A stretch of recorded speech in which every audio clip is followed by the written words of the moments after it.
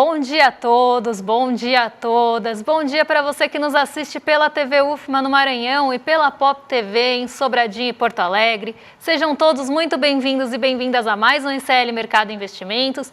E hoje o programa tá espinhoso, porque a gente vai falar de Sabesp, a gente vai falar de meta fiscal, então o mercado mais uma vez projetou aí um déficit maior do que o que apareceu no relatório das despesas ontem. E a gente vai falar da influencer ou celebridade aí que usou a CLT como ofensa em um dia que saíram os reajustes salariais. Então tem assunto pra caramba pra gente falar com vocês hoje, mas antes de tudo isso, hoje eu vou dar bom dia pro André. Bom dia, André, como você tá? Bom dia, Débora. Bom dia a todos os nossos telespectadores. Vamos falar hoje, dia de falar de CLT bastante, que vamos mostrar aí que CLT é uma coisa boa sim, até mostrar aí que quanto mais CLT, melhor os reajustes aí, a gente vai conseguir explicar bem essa situação. Vamos falar do resultado fiscal aí do terceiro bimestre, né? E toda essa discussão sobre meta fiscal, risco fiscal, nosso querido primo do fantasma do comunismo aí, então vamos ver toda essa grita. Vamos falar também aí da Sabesp, né, que fechou, né, o Tarcísio está indo lá agora, lá para a B3 para fechar de vez e consolidar todo esse assunto, mas a gente já pode partir para a nossa agenda, né, Débora? Tem bastante coisa para a gente tratar hoje, né, então o que os nossos telespectadores podem esperar do dia de hoje? Bom, hoje, antes de abrir o mercado lá nos Estados Unidos, já tinham 2 balanços sendo aguardados, então a gente está naquela temporada de balanços corporativos por lá. Isso mexeu bastante, inclusive, com o mercado ontem. Então, hoje, quais balanços já saíram antes da abertura? Coca-Cola e GM, General Motors, que inclusive já deu uma impulsionada na abertura da bolsa lá. Logo em seguida, a gente tem às 4 horas da manhã o economista-chefe e a vice-diretora do FMI discursando ali sobre desafios globais para a política monetária e fiscal, assunto que aparece bastante na agenda, hoje não poderia ser diferente.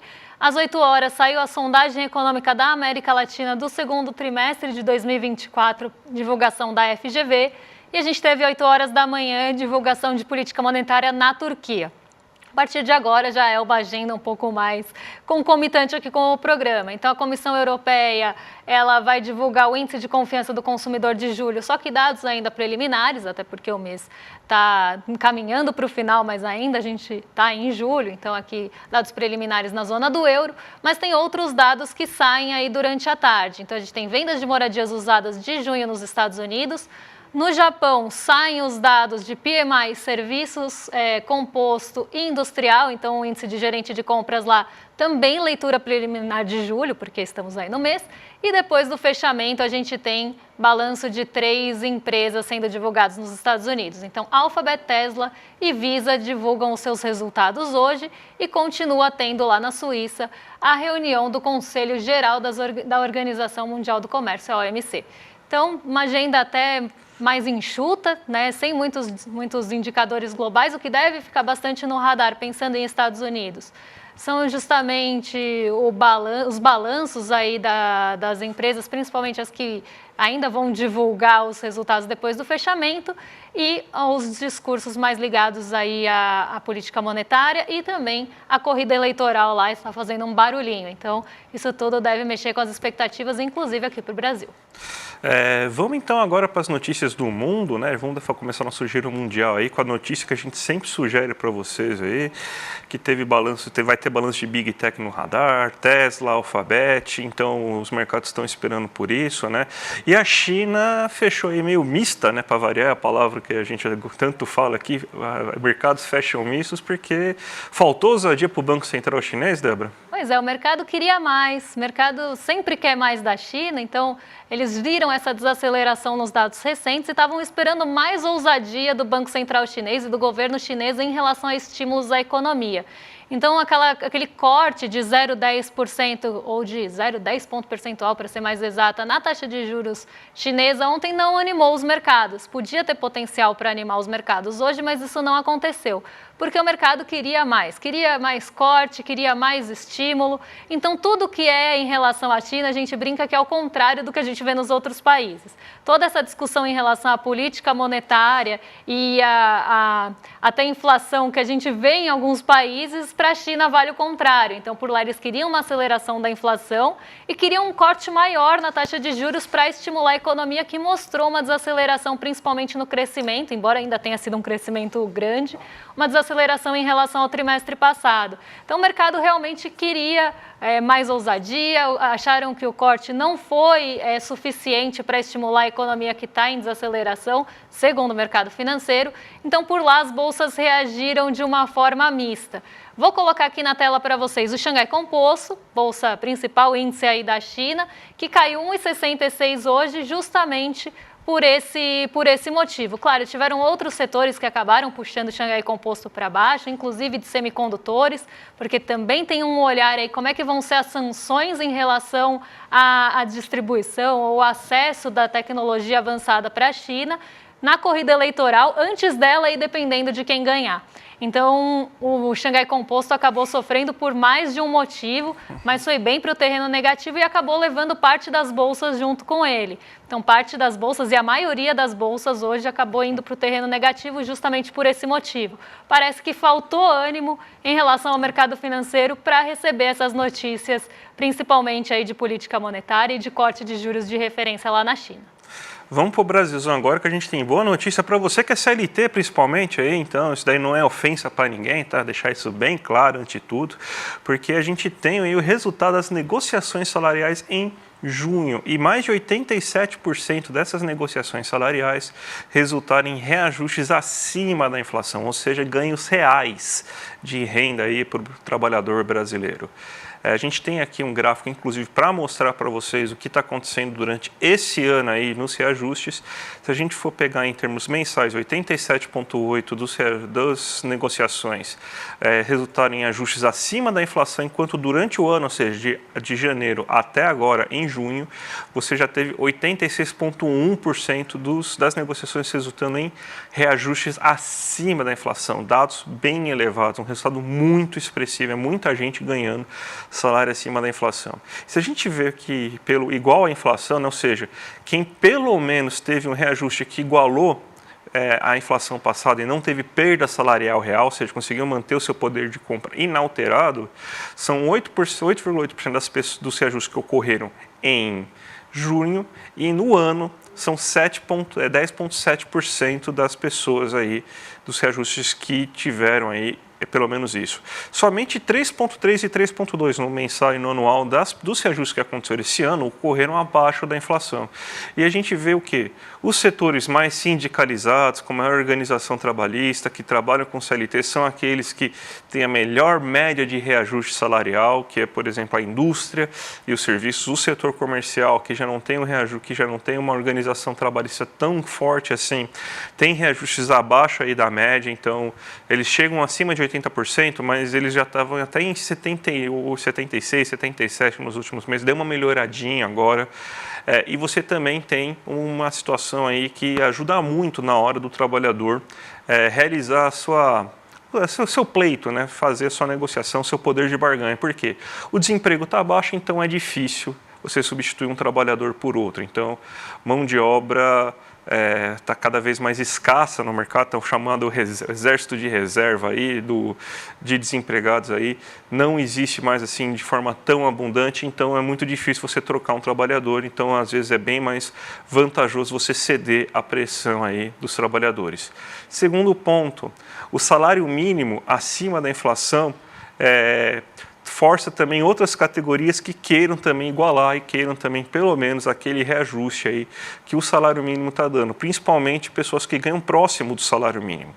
Isso aí também ajuda no poder de barganha dos trabalhadores na hora de ter os seus contratos. E o custo para reposição salarial das empresas não é tão elevado, porque a inflação está baixa. Tanto que você teve até uma aceleração aqui, mas pelo INPC, que é a cesta de bens aí do trabalhador, que o IBGE calcula, você precisava de 3,7% de reajuste para conseguir um ganho salarial acima da inflação. Então a situação está muito bem encaminhada para o trabalhador. Então, quanto mais formalizado o trabalhador, ele consegue melhores condições.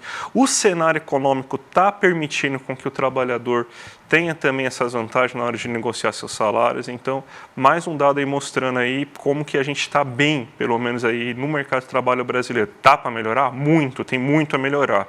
Mas a gente está bem melhor do que a gente estava, por exemplo, há 2 anos atrás, Débora. Muito melhor que a gente estava aí há 2 anos atrás, e reajustes salariais, como o André muito bem colocou, para quem tem organização, para quem tem formalização, né? Está na formalidade, porque nessa manhã a gente acordou com uma notícia que uma subcelebridade ou celebridade... Spanicat. Spanicat, vamos dar nome aí aos bois. Spanicat, ela ofendeu uma atendente chamando ela de CLT. Então, ela usou a CLT ali, né, como uma ofensa. E a gente vai trazer alguns dados, inclusive recentes, da FGV, que saíram esse mês, que mostram que 7 em cada 10 brasileiros que estão na informalidade gostariam de receber essa ofensa, porque gostariam de estar aí no trabalho formal, gostariam de estar dentro aí do regime CLT. E a gente vai trazer alguns pontos para a gente pensar em toda essa estrutura que a gente tem ao longo do tempo, principalmente depois da reforma trabalhista, que coloca ali o trabalhador como CEO de si mesmo, né, com liberdade de horário, principalmente o trabalhador informal que está realmente na informalidade ali, sem CNPJ, inclusive. A gente está falando da uberização do trabalho, a gente está falando da precarização do trabalho também, com esse desmonte trabalhista e como isso influencia na vida das pessoas e por que grande parte, aí 7 em 10 brasileiros que estão na informalidade gostariam de ir para a formalidade. Então, primeiro a gente tem que ver a população ocupada entre 2012 e 2024. Então, a gente está falando aí de 12 anos, como é que evoluiu a população ocupada nesse período aqui no Brasil. Quando a gente olha para empregados no setor privado, nesse período, a evolução foi de 13,20%. Então, a gente teve um aumento aí de 13,20% de empregados no setor privado. Até se quiserem colocar aí para o pessoal de casa acompanhar comigo. 1%... Não, era aquele mesmo, gente. Pode deixar lá. 1% do trabalhador doméstico. Então, tivemos evolução de menos 1% no trabalho doméstico, o trabalhador doméstico. Então, encolheu essa parcela entre a população empregada no período. Empregado no setor público, 11,60 nessa evolução, com o empregador 21,90 e conta própria 25,90%. No total, a evolução foi de 13,90% dentro dessa população ocupada. Então, essa população evoluiu 13,90% no período. Mas aí eu quero chamar atenção para esses 25% e 90% que trabalham por conta própria. Porque quando a gente pensa por conta própria, a gente tem que pensar... Tem a divisão com CNPJ e sem CNPJ. Se a pessoa está por conta própria sem CNPJ, ela está realmente na informalidade.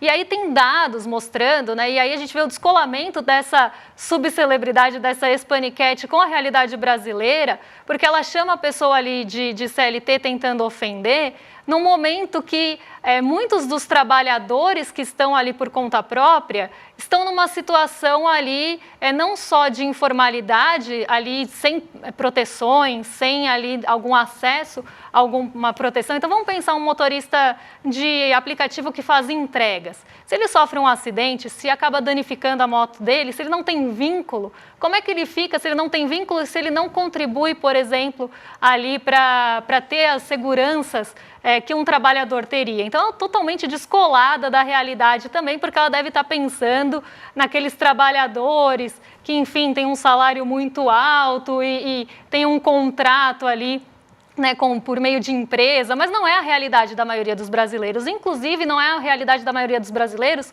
quando a gente olha a remuneração. A gente já sabe de toda a precarização que tem no trabalho informal, mas quando a gente olha na remuneração, isso fica ainda mais explícito. Então, a gente trouxe aí para vocês como é que é a divisão, né, dos autônomos com CNPJ e sem CNPJ, a distribuição dos trabalhadores autônomos, por salários mínimos. E a gente vê que 53% dos autônomos sem CNPJ ganham até um salário mínimo no Brasil. Entre 1 e 3 salários, essa proporção é de 38%. E ela vai caindo ao longo à medida que o salário vai aumentando. Então, entre 3 e 5 salários, 6%.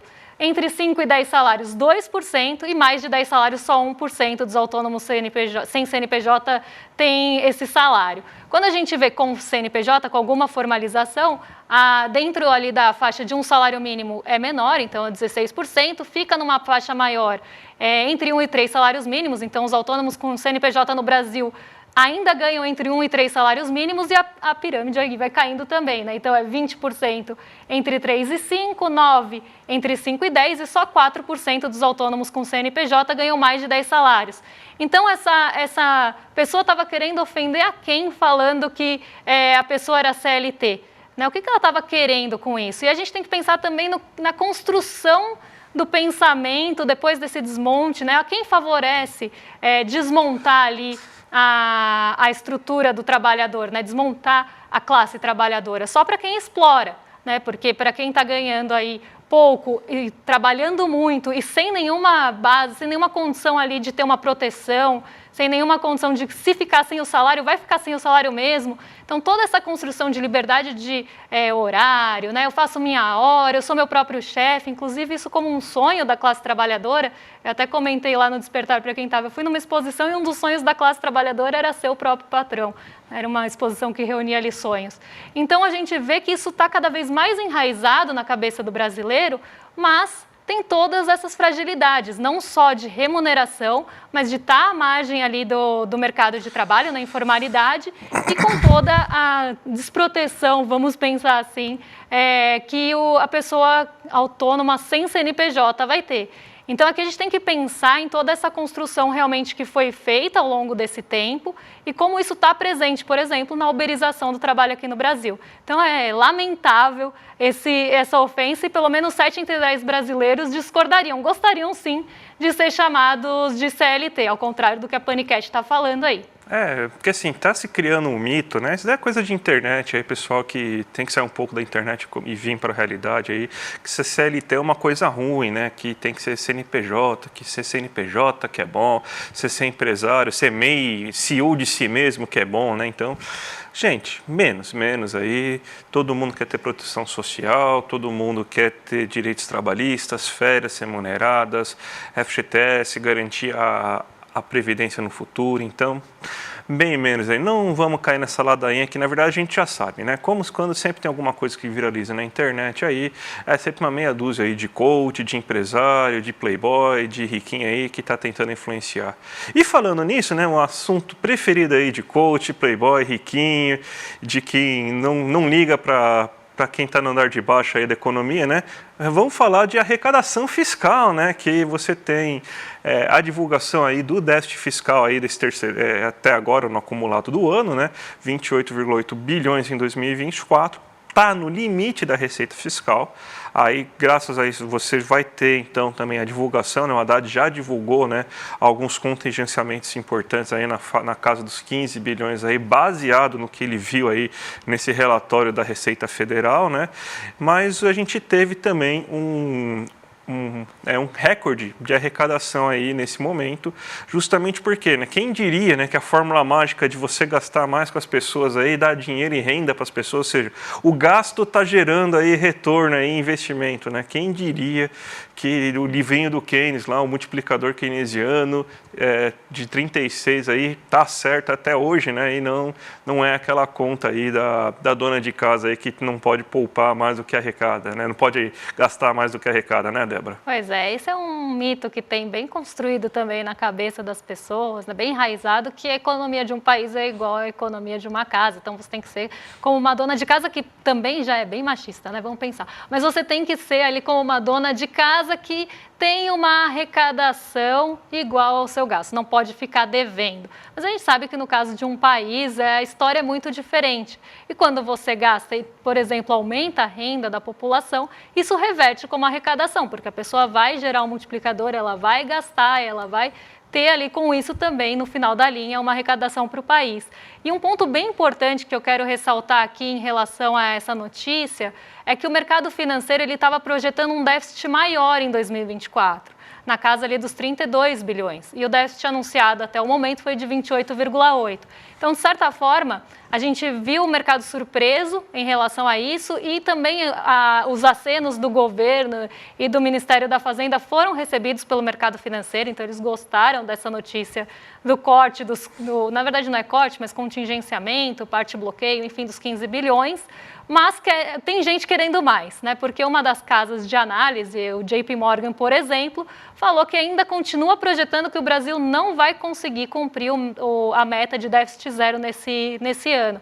Então, a gente também tem que ver como é que o mercado está olhando para isso, né, para essa cobrança excessiva. Por mais que já tenha todo um compromisso em relação a cumprimento de meta, por mais que a gente tenha também ali o presidente Lula falando em entrevista que vai fazer o contingenciamento sempre que for necessário, ainda tem agentes do mercado financeiro querendo mais, também aí puxando a lição de casa, caso do JP Morgan, que acabou aí projetando que não vai ter cumprimento. Então, aí a gente vê de onde vem aquelas pressões, né, para a taxa de juros futura subir, ou de onde vem as projeções ali que vamos ter inflação, enfim, tudo isso vem dessa cabeça fiscalista aí do mercado financeiro. Sabe o que o mercado gosta, né, Débora? O mercado gosta de empresa pública com desconto, porque a gente... Aliás, eu estava ouvindo hoje de manhã no rádio, faço aquele exercício diário duro para vocês aí, meus queridos telespectadores aí, de ouvir as piores rádios de São Paulo. Aí teve uma pessoa que estava lá falando bem,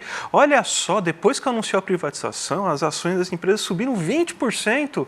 Olha só como isso fez um bem para a empresa, né? Na verdade, ela esqueceu de falar que isso daí na verdade foi um desconto, né? Que a gente vendeu na baixa e agora, em pouco tempo, já subiu um monte, né? Então a gente vendeu por um preço muito baixo, né, Débora? Mas o mercado está adorando, né? O mercado tá feliz da vida, porque se você compra uma ação que vale agora R$ 87,00, eu vou até colocar aqui na tela para vocês, o fechamento aí do dia anterior foi R$ 87,00.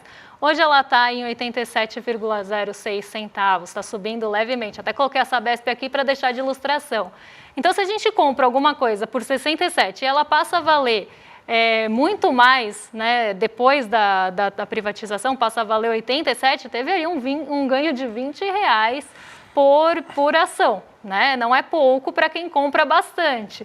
E a gente vê aí a variação acumulada no mês de 16,13, no ano de 17,31. E se a gente olha a variação em 12 meses, porque teve um momento ali em 2023 que a Sabesp estava sendo negociada a menos de R$50, é de 60%. E o que o mercado está usando de justificativa? Algo que também ninguém poderia imaginar. Né? Porque privatizou, então vai melhorar a eficiência, a gente já está projetando os lucros futuros que vão melhorar, então a Sabesp ela vai melhorar a sua eficiência e vai trazer mais lucro depois de privatizada. E isso já está sendo colocado no preço. Isso é o que o mercado financeiro gosta de falar, mas a gente tem que pensar que é uma empresa que está trabalhando com um monopólio natural, porque a água não é mercadoria, a gente sabe disso. E é uma empresa que não só está trabalhando com isso, mas que vai fazer de tudo para passar a operar na lógica de lucro, de maximizar lucro. Então, custe o que custar, eles vão fazer com que o lucro seja maximizado. Então, onde vai cortar os custos que vão trazer eficiência para a Sabesp? Vai cortar funcionário, vai cortar o que não traz lucro para a Sabesp. Então, um dos grandes desafios dessa privatização é justamente como é que vai ser a distribuição de água e esgoto no Brasil, em São Paulo, se a gente tem ali parte dessa operação que não é lucrativa, se a gente pensa em populações mais vulneráveis, por exemplo. Então, como é que isso vai ser tratado se uma empresa passa a operar visando o lucro? Como é que vai ser tratada os trabalhadores, por exemplo, como é que eles vão ser tratados? Vai ter corte de funcionário, vão diminuir o quadro para melhorar os números e isso vai trazer uma precarização do serviço prestado? Coisa que a gente já viu em várias outras empresas que passaram por esse processo. Então, mais uma vez, né, até brinquei aqui na tarde, está tudo pronto, é só vir pegar, porque é isso, a empresa ela já dá lucro, foi construída com muito suor aí, ao longo de vários anos e agora o mercado compra por um preço muito barato, né? E aí a gente tem fundo de investimento, a gente tem grandes bancos, a gente tem a própria Equatorial entrando nesse bolo, comprando uma coisa a preço de banana, que vai trazer um lucro sim, que vai ter um serviço precarizado sim, e que vai aí também teve esse ganho, né? Esse desconto, vamos pensar, dos R$ 67,00 e esse ganho em pouquíssimos dias. Então, é algo aí bem escandaloso e muito preocupante aqui que a gente sempre tem que trazer esses pontos para vocês, já que é um assunto aí que está bem em voga e que está sendo discutido no mercado, inclusive como é que vai ser, porque ainda não se sabe quem entrou na jogada e não sabe quem levou a maior parte. Lembrando que Tarcísio foi fazer roadshow tentando vender Sabesp em vários países, né? Então foi para a Europa, foi para os Estados Unidos, tentando vender a Sabesp, tentando atrair fundos de investimento. Então ainda não se sabe como é que está essa divisão, mas é um ganho aí estrondoso em pouquíssimo tempo e que vai sempre cair para a população. Então, a parte ruim vai ficar aqui para a população e a parte lucrativa vai ficar com o mercado financeiro. Débora, 3 minutinhos para você fazer a nossa abertura de mercado aí, né? Porque está acabando já o nosso tempo. Então, vamos aí. Como que está o Ibovespa? Deve ter, a Sabesp deve ter ajudado pelo menos um pouco. Não, nem para isso serviu a Sabesp ser privatizada? Mas nem para isso. Nem para isso, porque ela subiu muito ontem e hoje ela está sofrendo um pouco de realização, não à toa. Né? A gente vê aí quem comprou mais barato vai querer já vender para realizar ganho, porque também o ganho é sempre no curtíssimo prazo. Né? Então, as pessoas estão tentando ganhar aí o mais rápido possível. Mas o que a gente tem hoje acontecendo para que a nossa bolsa caia 0,54%? Primeiro, a gente tem uma agenda esvaziada de uma forma geral, não tem ali um grande indicador que vai conduzir o movimento hoje. É uma agenda bem morna, tem ali a expectativa por alguns dados que saem no fim da tarde, mas ainda assim uma agenda morna de forma global. O que está mais pesando até em relação à abertura hoje, antes da abertura, era a corrida eleitoral nos Estados Unidos, porque em uma agenda mais esvaziada, esse assunto acaba ganhando um pouco mais de peso. E a possibilidade ali de Kamala Harris passar à frente, ou pelo menos diminuir a possibilidade do Trump ganhar, já trouxe ali para o mercado financeiro algum alívio. Então, o mercado viu isso de uma forma positiva e aqui, pensando em emergentes, o Trump ele tem uma política mais dura em relação à China, de colocar ali mais barreiras em relação à China, o que acabaria prejudicando os países emergentes. Então, ontem a ascensão da Kamala Harris acabou sendo vista como positiva de uma forma geral para os países emergentes, acabaram impulsionando inclusive um pouquinho a nossa bolsa. Então isso está bem na centralidade. E por que isso está na centralidade?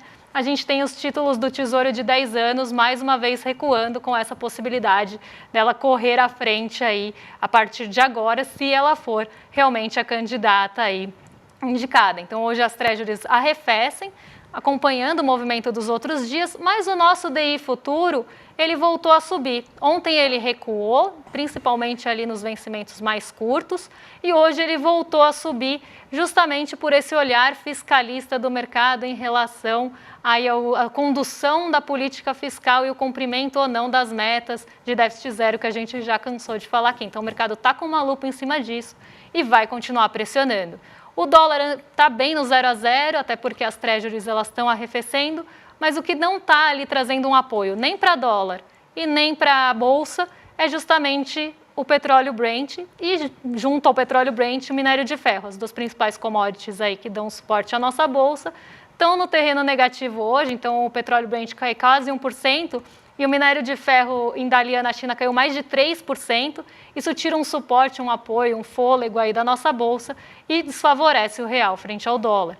Então, a gente tem aí esse movimento que deve ficar orbitando 0 a 0 em relação ao dólar e a nossa bolsa vai sofrer sem o apoio das commodities hoje. Mas lá em Nova York continua tudo no azul, tudo positivo, e o dólar ele se fortalece levemente aí frente aos pares. Débora, a gente sabe que foi um sucesso o nosso Despertar Empreendedor aí, que foi no Vibra, né? Foi 3 dias lotados da maior casa aí de espetáculos aí da cidade de São Paulo. E graças a isso a gente vai abrir a segunda turma do Empreendedor Mestre, né? Que é um produto aí que está todo mundo adorando, é um sucesso aí, todo mundo falando bem, né? E para inaugurar essa segunda turma, a gente vai fazer aí uma aula especial, Hackeando o Sistema, que provavelmente vai ser a aula mais subversiva do Edu aí para falar sobre negócio, gente. Então, ó, vai ser um curso que vai unir ciência, métodos comprovados, os maiores especialistas em temas como marketing, finanças, gestão de pessoas e muitas outras competências para alavancar o seu negócio, fugindo de receitas prontas dos coaches de fim de semana.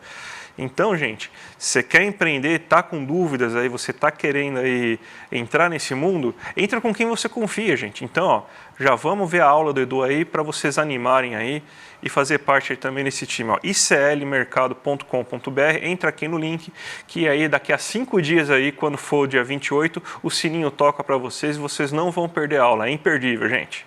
Exatamente, não dá para ficar de fora dessa. E agora, rolezeiros e rolezeiras que estão no chat ansiosos podem ficar tranquilos, porque hoje tem rolê especial aí com Heloísa Vilela e William De Luca. Então vocês estão em mais do que excelente companhia nessa próxima 1 hora. A gente fica por aqui e amanhã a gente traz as principais notícias aí que devem mexer com o nosso bolso, que devem mexer aí com a nossa bolsa e com a nossa economia de uma forma geral. Um beijão e até lá. Até mais, gente. Tchau, tchau.